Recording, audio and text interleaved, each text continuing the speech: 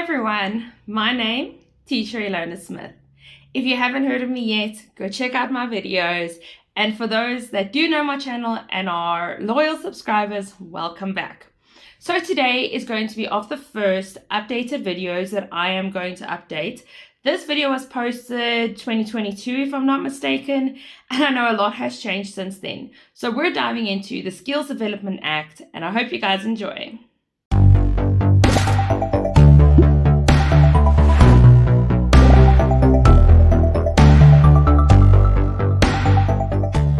So the Skills Development Act. This is a Term 1 topic. It forms part of the legislation chapter for grade 12, and it's part of the first chapter. All right, so what will we be looking at specifically? We're going to be looking at the purpose of this act. We're going to be looking at the impact, which is both positive and negative. We're looking at the discriminatory actions according to this. We're going to look at the ways that we can comply, the functions of SETA, the funding of SETA, and then the National Skills Development Strategy. All right, so first of all, we have the purpose of the Skills Development Act. Little error there for the heading, I do apologize. All right, so I want you to all remember when it comes to business studies, and I'm going to say this a lot in my videos, with the headings that are the meaning of something, you need to study 2 bullets. With every other heading, 4 bullets. But now remember, if they've got sub-bullets, you do need to study the sub-bullets and then 4 bullets under each. And this should prepare you well for the exams, because I know business studies is very content heavy. There's a lot of information. So when you look through this slide, we have, let's just take a wrap here, 2, 4, 6, 8 bullets. Study 4 of them. Which 4, you may ask? Is it the first 4, the last 4, the middle? You choose which 4 makes sense to you and which 4 you are going to remember for the exam. Remember, your teachers and me, we're not writing this paper for you. You need to go study the information and you need to remember it. So summarize it as you would remember best. So let's kick it off. What is the purpose? Okay, so when we're looking at the Skills Development Act, obviously, it's a bit of play on words. We are developing the skills of South Africa. We want to improve productivity. We are investing in education and training for the South African workforce. We're improving the chances of someone getting a job, whereas they might have been previously disadvantaged. We're encouraging workers to participate in learning programs. We're redressing the imbalances of the past through education and training, providing equal opportunity for all. We're encouraging businesses to improve the skills of new and existing workers. We're improving the job prospects of previously disadvantaged people. And then we're providing a systematic implementation of strategies on a national sector and a workplace basis. So essentially what this act does is, in most cases, there is a skills shortage. It may be education, it may be workplace training. But for example, this works hand in hand with HR. So if you as an employee are struggling with, let's say, for example, Excel and PowerPoint, then you can do a course through the company, obviously through the accredited provider, but the company provides this training for you to learn about Excel and PowerPoint and to improve your skills. If perhaps you're working on a new database, so you move from receptionist position to sales and you need training on computer systems and CRMs and, creating of quotations, then you're going to need some training on that. And it could be internal training or external training. And I think the important part of this act is to, as it says, redress the previously disadvantaged people. Obviously, as we all know, there were imbalances and inequality due to apartheid within South Africa. So we're trying to redress those and provide equal opportunity for all. So this is where, if you've heard where a company will pay for someone to go study their degree or study their diploma, or they're doing a short course through the company, this is the point and the purpose of the Skills Development Act. We're going to get into it a bit later, but the company actually puts money aside into the skills development levy, which assists in covering the costs for these trainings. Now we're looking at the impact, both positive, and then we're going to be diving into the negative. Again, important, how many bullets do you study? 4 positive, 4 negative. All right, so, and just a note, they normally ask for the impact. Now remember, they're not asking you, is it positive or negative? They're just asking what is the impact. So I've come across and seen learners can either give the positives only, the negatives only, or they can give a few positives and a few negatives. But there's a very, very, very important part to this. Learners often get confused. Okay, I know I'm a learner myself, busy studying. You can mix up information, and there's a lot of information to study for business. So if you're going to write the word positive and you accidentally write the negatives under that, because you put the heading as positive, those bullets are going to be incorrect. So my advice would be, don't write the heading positive or negative. Just write the bullets down, because therefore you can write a positive or a negative. Or let's say, for instance sake, you write positive and you forget the positives, and then you leave the question out entirely. Don't do that. Rather, we're asking for the impact.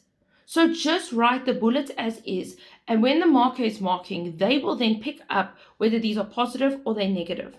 But be careful for instances where they do specifically ask for positive or for negative. Then obviously you have to give accordingly. Right, so the positives, the good things about this act is we are training our employees. We're improving productivity, because if someone knows how to do the job, or they know how a production line works, they can work more efficiently and quicker and easier. It's promoting self-employment and Black entrepreneurship. The more skills you have, you can take those and actually go create your own business. It increases the return on investment in education and training.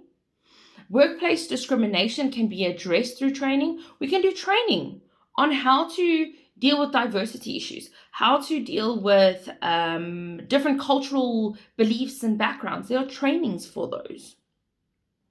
The workplace is used as an active learning environment where employees can gain practical work experience. Like I said, if they're paying for you to go do your studies, let's say you're a mechanic, you start there and you start as the cashier or the floorman, and now you want to improve your skills and actually become a mechanic and work on the vehicles, then you can ask your company to provide you that training. And while you're doing the training and the theory part, you're also getting the practical experience. You're working on the job, you're taking your knowledge and you're putting it into practice. A business can become more globally competitive. The more skilled employees you have, the better your business is going to be, the more productive your business is going to be. And therefore, globally, it's going to be quite competitive, and it looks good for your business at the end of the day. Increase the number of skilled employees in the area where skills are scarce, like we've said before. Workplace discrimination can be addressed. That is a repeated bullet. I do apologize. I see the last 3 bullets are a repeat, so apologies for that. Let's move on. So we are continuing with the positives. All right, the first bullet we've already dealt with. Businesses can become more globally competitive. I know this bullet was there, but this one is adding a bit more information. So we're increasing the global competitiveness of South African businesses, because the more people are trained with upgraded, relevant and scarce skills. It improves the delivery of service to businesses because employees are working at an optimal level. Encourages ongoing skills development and learning to sustain the improvement of skills development. It improves employment opportunities and labor movement of workers from previously disadvantaged groups. And then BBBEE compliant businesses can improve their product and service delivery, as they will be now employing more skilled people.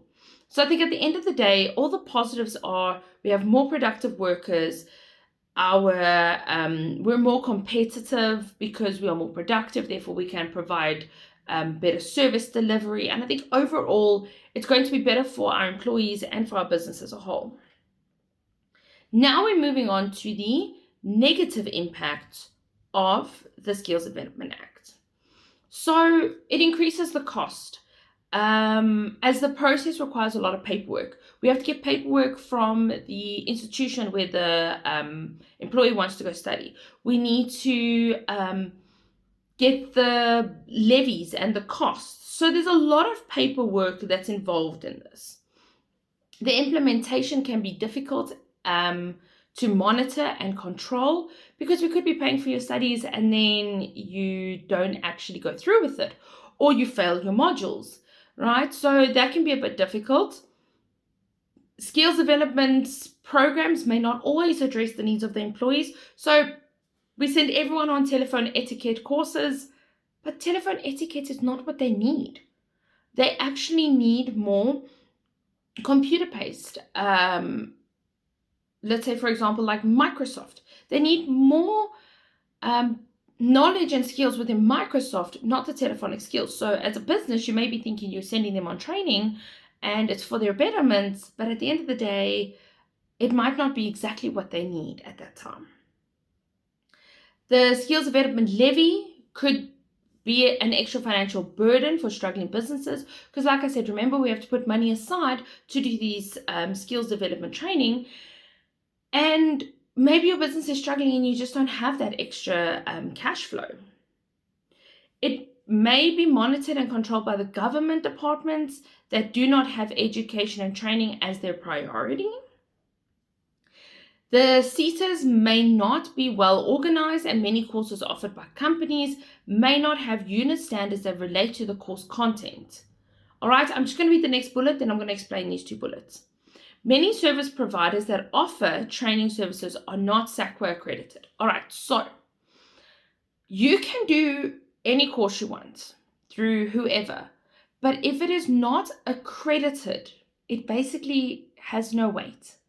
It means you might as well have just, for lack of better wording, you might as well just go study it on YouTube. You might as well go have learned it on YouTube, but your certificate doesn't mean anything. So SACWA accredited is the South African Qualifications Authority. Tested myself there a little bit. And they approve of all courses. Whether it's stress management, it's emotional intelligence, telephone etiquette, it's electrical engineering, everything has to be registered through the SACWA accreditation. So the unit standards we're talking about, these unit standards are, so let's look at them as modules. So if you're going to do an occupational health and safety certificate, you are going to have a whole lot of unit standards, and you're going to complete each one, seeing them as modules, like I said. And once you've completed all of them, then you will get that certificate. So for example, in 2016, I went to go do an emotional intelligence course, but it was just a unit standard. So what it means is it's just a certificate. It's not an NQF 4, NQF 5. It does carry weight, but I think it carries maybe 5 to 10 credits. Whereas if I do a full certificate, we're looking at the 100, 200 credits. So the more credits that a qualification has, obviously the higher the level the qualification is. So I know I've spoken a lot of jibber jabber now, but essentially the problem is you send your employees for these trainings, but you don't do background checks to see if they are legit, real registered colleges and institutions. So now you go send your employees and it's a bogus university or it's a bogus college, and basically everything they've studied was a waste of time. So that can be a negative on that part.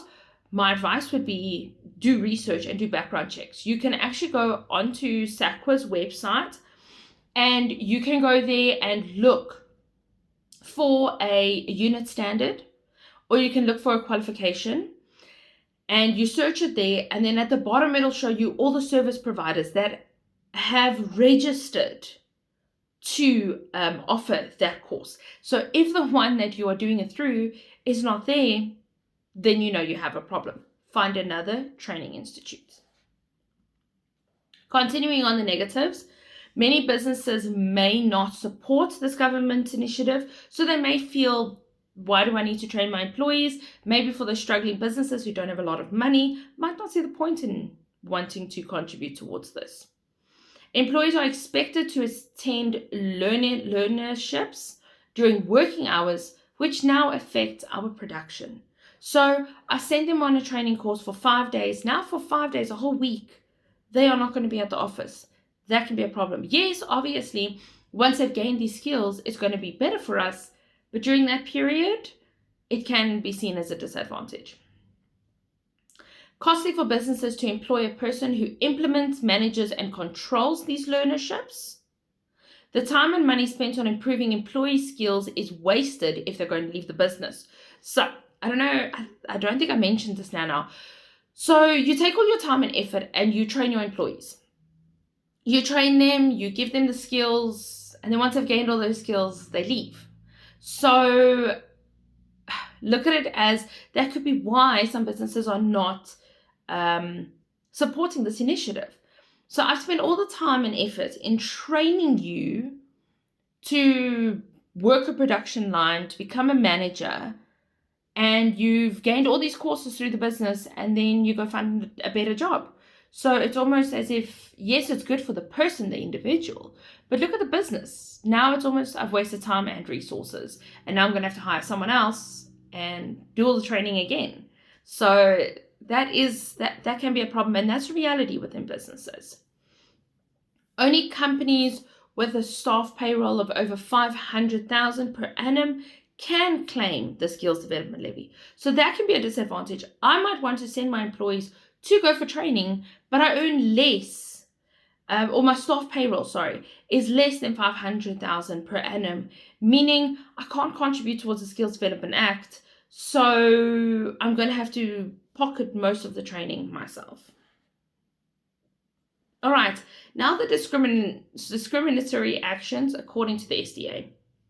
So it prevents employees from signing a learnership due to their age or their position in the workplace.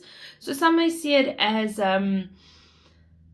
you're just the domestic cleaner, so therefore you're not in the position to receive training, which is not right. Maybe they see you're too old, and therefore, why do you need the training? Because you're going to retire in a couple of years, right? So that's obviously, we're discriminating them, and everyone has the right to receive benefits from this training. There can be unfair promotion of skills and development to certain employees. Providing employment services for gain without being registered as an employer or registered with the relevant SETA. So once again, we are sending them for this training knowing that they're not accredited. That's not the right thing to do. Furnishing false information in any prescribed document. So we're saying we're sending our employees for training, but we're not. Providing inaccurate and irrelevant information to employees about a learnership to deliberately mislead them. Like I said, study through this course, and then you can become a health and safety officer. And then it's a bogus course and it has no weight. And whatever that person learns, they made it all up themselves. They haven't gone to go accredit it. It's not accredited information. It's based on fact and opinion, or just opinion of that person. Preventing qualified employees from gaining access to these learnerships and opportunities, because a company may feel, well, you have a degree and an honors, so why must I pay for you to go get extra skills? You're already skilled enough, but maybe I need skills in different areas. And then preventing employees access to learnership based on grounds of pregnancy, age, position, language, gender, sexual orientation, culture, or religion. Promoting skill development unfairly. So, for example, where only certain employees benefit, like I said, only a certain group of employees are allowed to go for training. The rest we say, no, it's not necessary, you're too old, or your position is too low, or whatever the case is. And then falsifying information in documentation, like our tax documents submitted to SARS and the workplace skills plans. So this creates a problem because if we send our staff on training, we get a tax rebate. So if I'm going to falsify the information, then there's penalties for that. Right, then now we get to the penalties for non-compliance. So businesses who do not pay this levy may not offer learnerships and grants from the SETA Act. A labor inspector could order the business to stop operating should the business be found guilty of illegal practices. Businesses that do not comply with the SETA may receive a compliance order from the labor court. Businesses that neglect to comply to this act may receive large fines and may even be given a jail sentence and imprisonment, which will be dependent on the severity of this non-compliance. Businesses that do not pay the SDL, the Skills Development Levy, may not offer learnerships to employees or claim grants from the SDA. So we pay the levy and then we do get a grant from this act from the government. So if we're not paying this levy, we can't get the grant from the act, and that would be the penalty. The business's operating license may be revoked, which may prevent the business from continuing any other form of operation. So now we looked at how we don't comply, the penalties. Now, how can we comply? We can display a summary of this act that will be visible to all employees in the workplace. We will provide all employees with equal opportunity to improve their skills, so we're not discriminating against race, age, gender, position, religion, whatever the case is. Employees who collect pay-as-you-earn should register with SETAs. 1% of an employee's payroll has to be paid over to the SETA. Okay, the SETA stands for, I don't know the words right now, but it's basically a training authority. All right, employers whose payroll exceeds 500,000, R500,000 per annum, should pay 1% over to the SETA. Businesses should register with SARS within their area, which their business is classified in terms of the SETA. Employers should submit a workplace skills plan and provide evidence that it has been implemented. So we go around and ask all our staff, where do you need necessary skills? Where do you need training? And then we actually come up with a plan on where we're going to schedule, and maybe are we going to send them individually? Are we going to send groups? Depending on their needs. So we need to have a whole plan in place, and we need to show that this plan is being implemented. And once an employee has gone for training, received their certificate, we must then show the date and show that this has been done and provide evidence for that.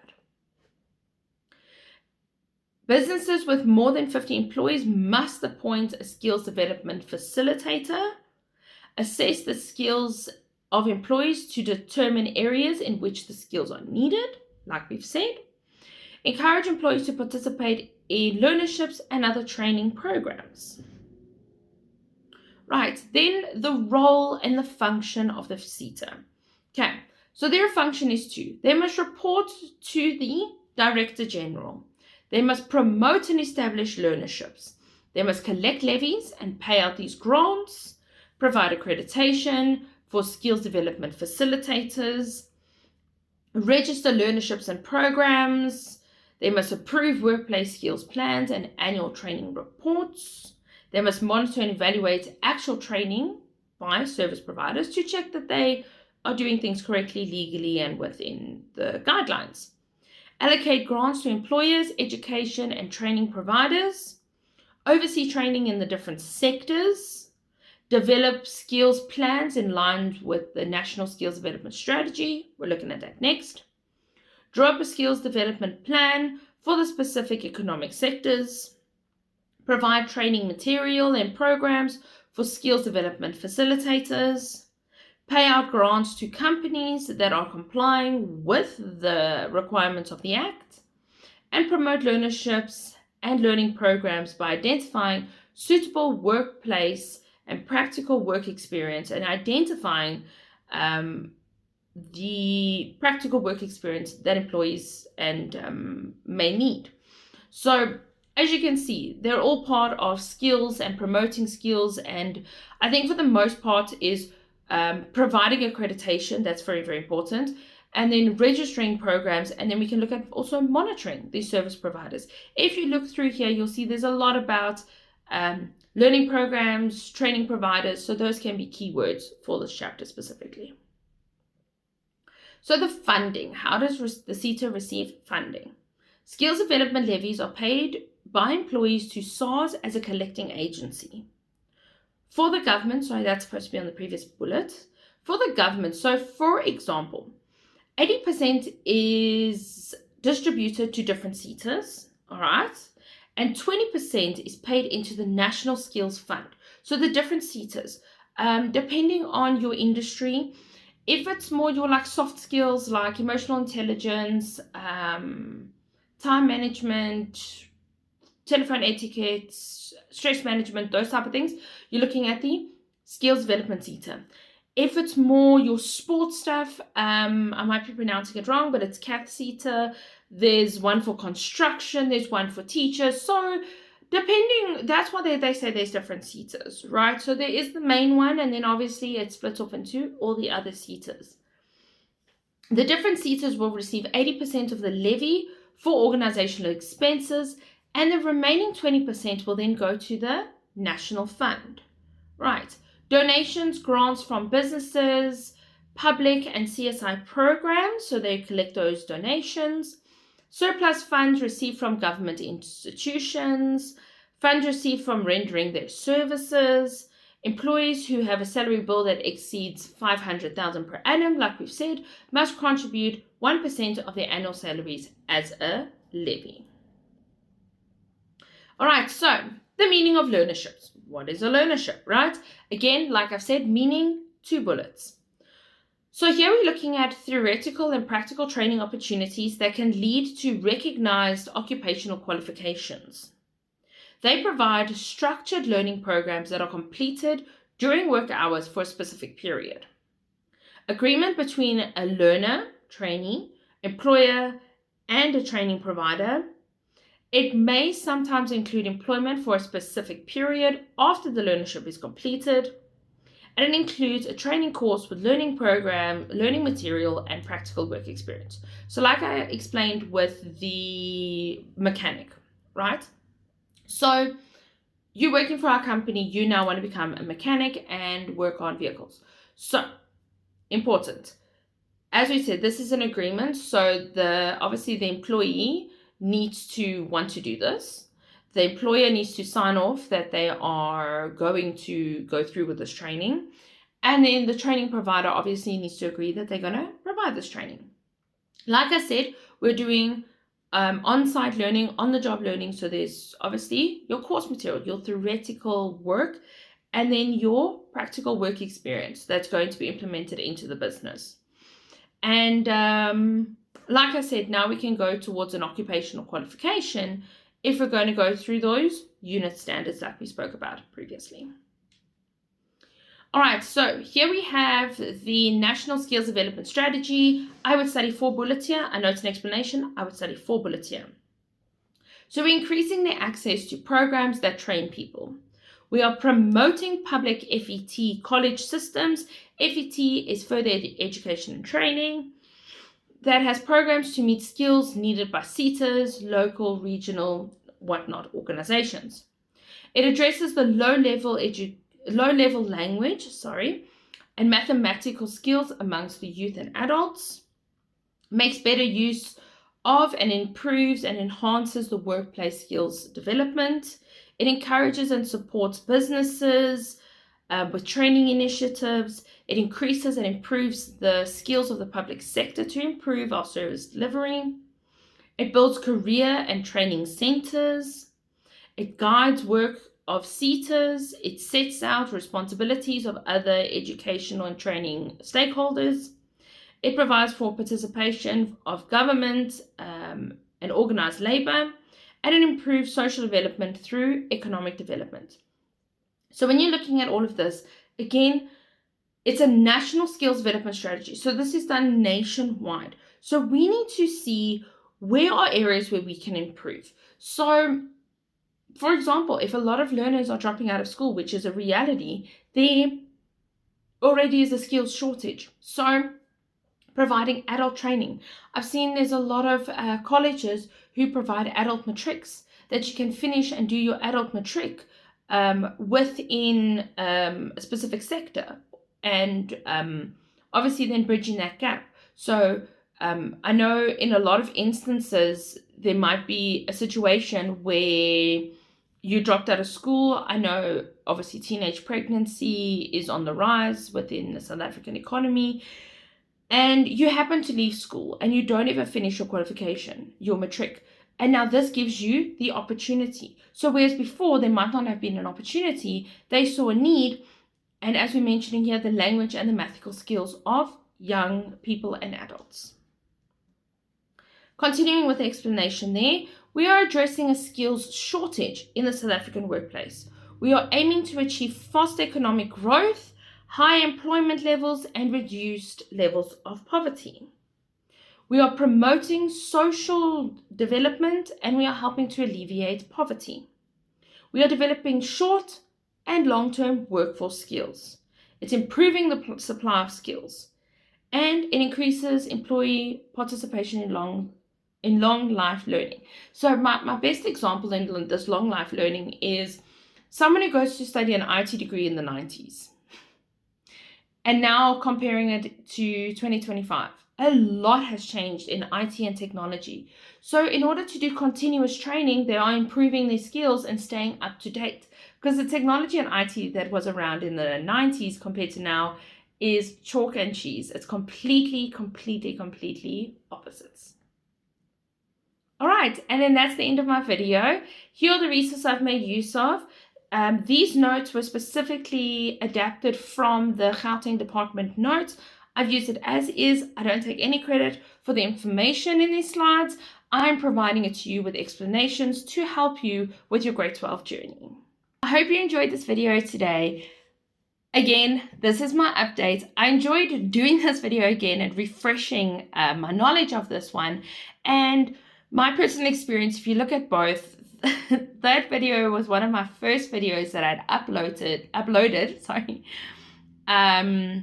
doing my YouTube channel. And obviously now we're looking 3 years later. So it would be interesting to see your input, to look at both side by side. And my personal opinion, I feel I've gained a lot more camera confidence, a lot more knowledge. And I think my editing skills and the use of the slides is much better. I looked at those slides and it was a little bit, cringy to say.